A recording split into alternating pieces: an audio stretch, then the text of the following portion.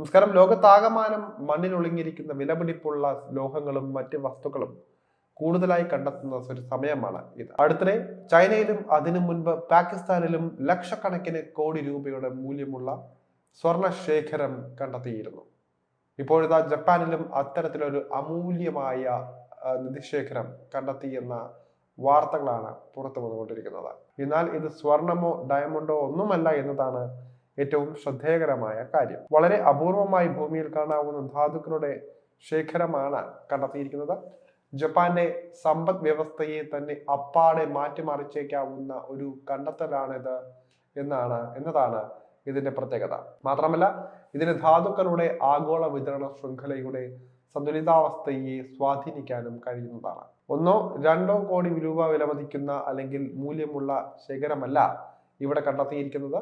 ടോക്കിയോയിൽ നിന്ന് ഏകദേശം 1200 മൈൽ അകലെയുള്ള മിനാമി ടോറിഷിമ ദ്വീപിന് സമീപം സ്ഥിതി ചെയ്യുന്ന മേഖലയിലാണ് ഇത് കണ്ടെത്തിയിരിക്കുന്നത്. ഈ കണ്ടെത്തൽ അപൂർവ ധാതുക്കളുടെ വിപണിയിൽ ചൈനയുടെ ആധിപത്യത്തെ തകർക്കാൻ ശേഷിയുള്ളതാണ്. കടലിലാണ് ഈ ഒരു ശേഖരം കണ്ടെത്തിയിരിക്കുന്നത്. കടലിന്റെ അടിത്തട്ടിൽ നിന്ന് 5700 മീറ്റർ താഴെയായി നിലനിൽക്കുന്ന ഈ ഭീമൻ നിക്ഷേപങ്ങളിൽ 230 ദശലക്ഷം ടൺ അപൂർവ ഭൗമ മൂലകങ്ങൾ ഉണ്ട് എന്നാണ് കണക്കാക്കപ്പെടുന്നത്. ഇതിന്റെ മൂല്യം സാധാരണ നിലയിലും വളരെ അധികമാണ് എന്ന കാര്യവും പ്രത്യേകം ഓർമ്മയിൽ വേണം. ഏതാണ്ട് 2 ലക്ഷം കോടി രൂപയിലധികം വില വരുന്ന ശേഖരമാണ് ഇത്. നിപ്പോൺ ഫൗണ്ടേഷനും ടോക്കിയോ സർവകലാശാലയും ചേർന്ന് അത്യാധുനിക വിദൂരമായി പ്രവർത്തിക്കുന്ന അണ്ടർ വാട്ടർ വെഹിക്കിളുകൾ ഉപയോഗിച്ച് നടത്തിയ സഹകരണ സർവേയിലൂടെയാണ് ഇത് കണ്ടെത്തിയിരിക്കുന്നത് എന്നാണ് പറയുന്നത്. ഇനി ഈ ധാതുക്കൾ ഏതൊക്കെയാണെന്നും ഇതിന്റെ ഉപയോഗം എന്തൊക്കെയാണെന്നും നമുക്ക് വിശദമായി നോക്കാം. നിക്കൽ, കൊബാൾട്ട് എന്നീ മൂലകങ്ങളാണ് ഇവിടെ കണ്ടെത്തിയിരിക്കുന്നത്. റിപ്പോർട്ട് അനുസരിച്ച് ഈ ഏരിയ ആദ്യമായി കണ്ടെത്തിയത് 2016-ലാണ്.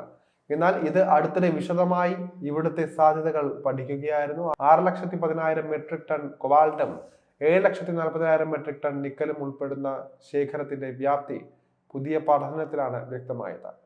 ഇലക്ട്രിക് വാഹനങ്ങളുടെ ബാറ്ററി നിർമ്മാണത്തിൽ ഇവയുടെ പങ്ക് വളരെ വലുതാണ്. ഈ ധാതുക്കൾ EV ബാറ്ററികൾക്ക് മാത്രമല്ല, ജെറ്റ് എഞ്ചിനുകൾ, ഗ്യാസ് ടർബൈനുകൾ, വിവിധ ഹൈടെക് നിർമ്മാണ പ്രക്രിയകൾ എന്നിവയ്ക്കും അത്യാവശ്യമാണ്. അതുകൊണ്ട് തന്നെ ജപ്പാന്റെ സമ്പദ് വ്യവസ്ഥയുടെ വളർച്ചയ്ക്ക് ഇതിന് മുതൽക്കൂട്ടാകുമെന്നാണ് കരുതുന്നത്.